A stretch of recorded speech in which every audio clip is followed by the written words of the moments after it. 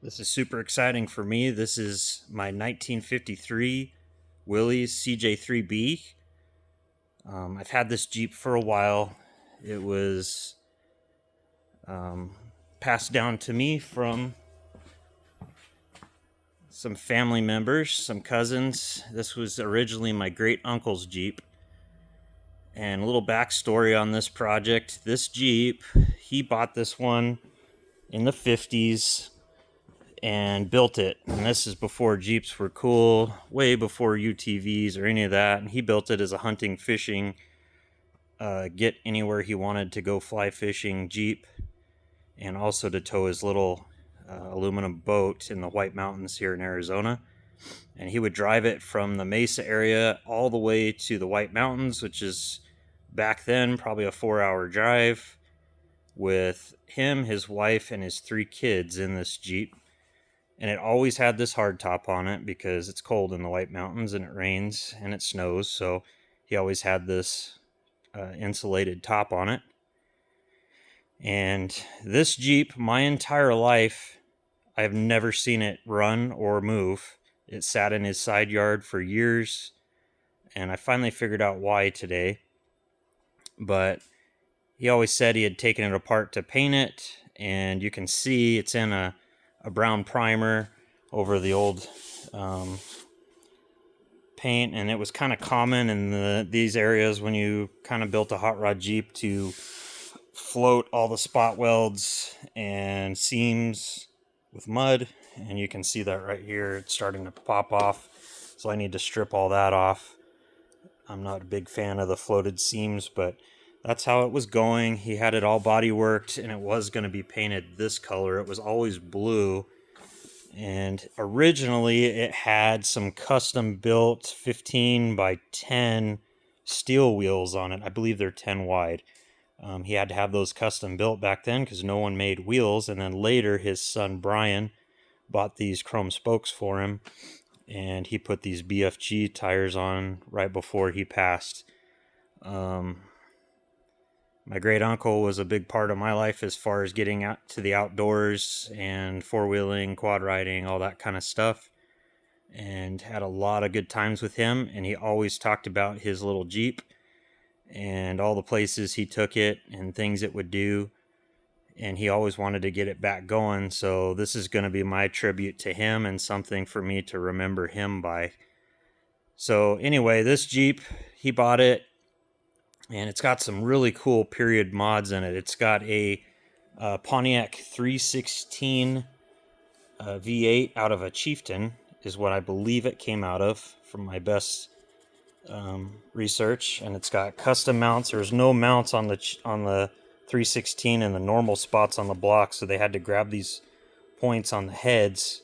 It's got rubber isolators here. It's got a big huge 4-core radiator stuffed in here with a mechanical fan. It's a 2-barrel.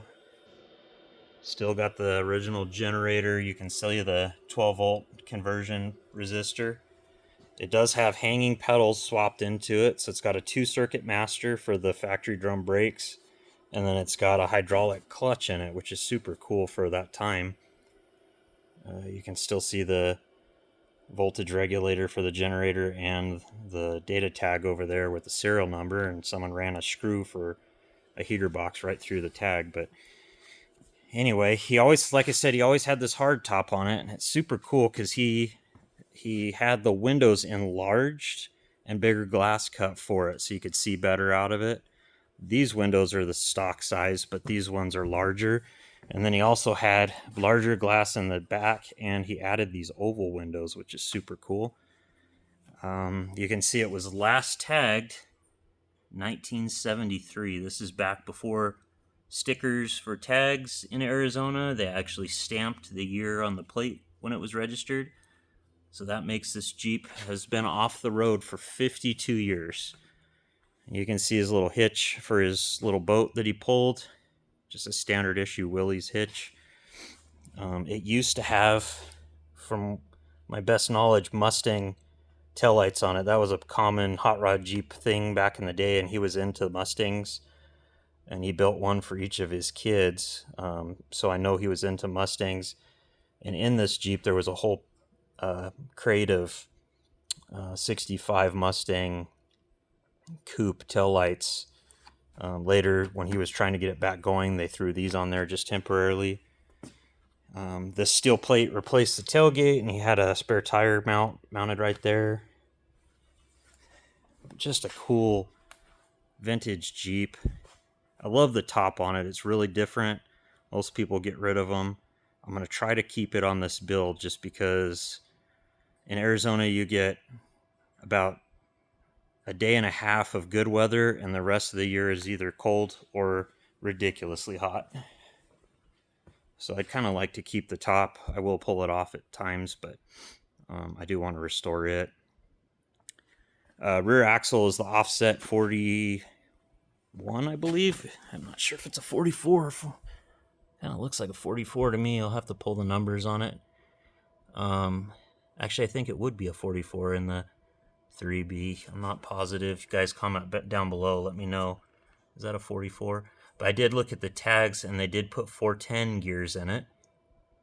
Like you see, the drum brakes are still on it. It still has the Spicer 18 transfer case. And the cool thing is that 316 Pontiac V8. And after 52 years being off the road, this thing runs incredible. He had taken it to a little shop in northern Arizona towards the end of his path here, and they had done hoses and belts and a few things to get it going and a minor tune-up, but not very much. And then it sat for a long time again, and I got it running again, and the thing just purrs. It's incredible how smooth it is. Later I'll do more videos on that motor. It doesn't leak right now. I know it will leak because everything's dried out. All the seals are dried out, but it doesn't leak as of right now. Still got the T90 with a custom adapter in it. The adapter's super thick, and it's all of aluminum. I'm not sure who made that adapter back in the day. I sent a picture of it to Novak and to Advanced Adapters, and no one really knows who made it. But it links that Pontiac 316 to the T90.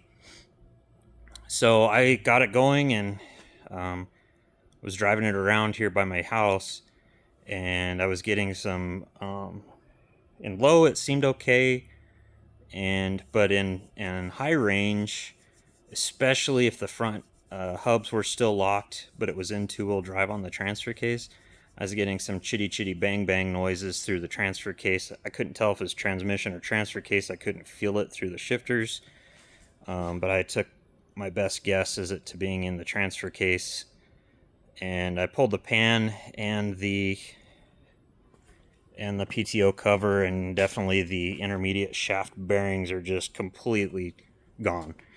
So I've ordered a kit to fix that, put new bearings and a new intermediate shaft in it, and I'll reseal it at the same time. But back then he swapped in what I believe to be, this is a Impala steering wheel, and I believe it's the column that goes with the wheel because it matches the size and everything.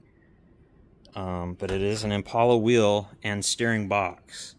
And so he said he did this for handling and for a steering effort because they didn't do power steering at this time very often. So the box is actually relocated. It's similar in the original, similar to where the original Willys box was, but it's the Impala box, which is part of the column and wheel. And then it appears they cut out, to make room for the radiator, they put a channel cross member in place of the round tube cross member, and they beefed up the mounting point for the bell crank right there. And I did drive it down the road, and he always told me at speed, he would drive this, 4 hours every weekend to go to the White Mountains there and back. So he put a lot of high speed miles on this Jeep. And he always said it drove like a race car, and I was surprised when I got on the road. It does handle pretty darn good for an old manual steering Jeep. And everything's tight on it suspension-wise. The only thing so far that I found that's probably put it off the road was those bearings in the intermediate shaft in the Spicer 18. So this weekend, I ordered those. Should have them by next weekend and get this thing back to the road.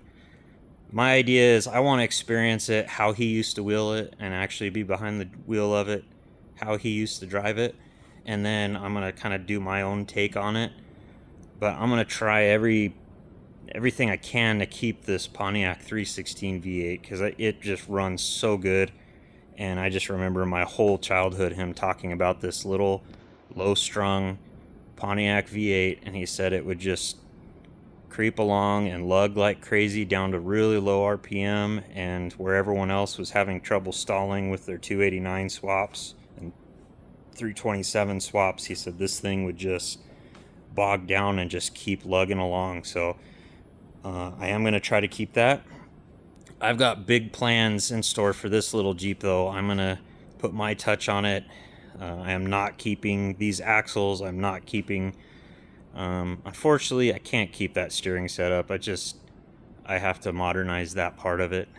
And I am going to do disc brakes on it and modernize it. The traffic around here is just insane. And if I do want to drive it, I don't want to just trailer it or tow bar it. So it's going to be a low slung Jeep. It's going to be on link suspension.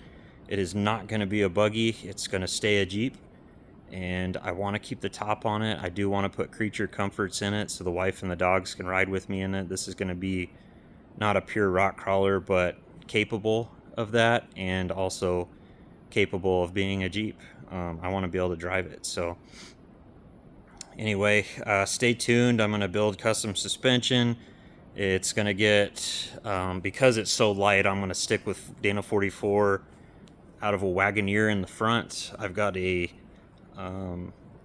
centered Dana 44 out of a Pathfinder for the rear that came stock with, I believe it has a 430 gear ratio in it, and it has disc brakes, so I'm going to build that one for the back of this.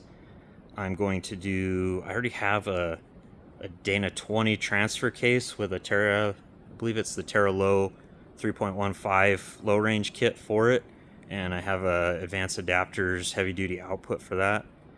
And as of now, I'd love to have an overdrive in it, but there's just not enough wheelbase.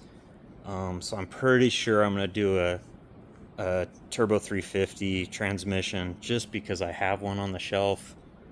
And it's a two-wheel drive version, but I can change the output shaft to make it a four-wheel drive. But that seems to be the shortest automatic combo that I can come up with. I am going to stretch the wheelbase a little bit, but I do not want it comp cut. I want to keep the stubby back end. I'm going to move the rear axle back as far as I can, but I don't want to comp cut it.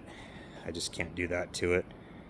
But yeah, it's a high hood, so everyone hates high hoods, I know, but I have some ideas to make it look super cool. I'm going to keep it as low as physically possible with the biggest tire I can get on it. I'm going to do a highline hood and move the fenders up, so it'll actually be most likely a hood off of a 2A or a 3A Jeep, but I'm going to move the fenders up to meet that hood, so I'll gain a bunch of tire clearance there, but it'll still look kind of stock, and it'll still have the high hood grille and the taller cowl. So that's my idea there. I do want to put AC in and heat in this Jeep, which I have never seen a flat fender with AC in it, so I think it'd be kind of cool. And I just like doing HVAC stuff. So seats, I'm kind of torn on. He had just had these redone back in the 70s when he was starting to redo this Jeep for paint, and they were in garbage bags brand new, but they sit a little high for my taste, so I might modify the frames. I've done that before to drop them down, push them back, get some more leg room in this thing. I am going to probably get rid of the rear seat and do just a flat cargo area in the back, maybe like a tool drawer, and then do a spot for my dogs to be in the back. But yeah, this is it. I'm calling this Project Uncle Stan because my Uncle Stanley loved this thing, and this is kind of a tribute to my memory of him. And I look forward to getting this back on the road. Comment down below what you think of this little Jeep. I know everyone hates high hoods, but that's one reason I like it so much, and makes me want to build it even more. I want something a little different than everyone else has, and with the history that this Jeep has in my family, I just think it's super cool.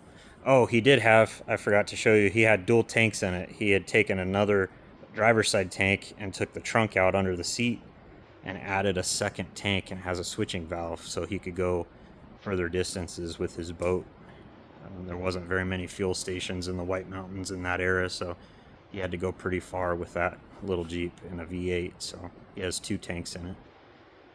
Anyway, thanks for stopping by. I'd really appreciate it if you guys would consider going. I know it's a pain and it's not easy to do on your phone, but if you could go down to the channel, like and subscribe if you could. It helps the algorithm find me.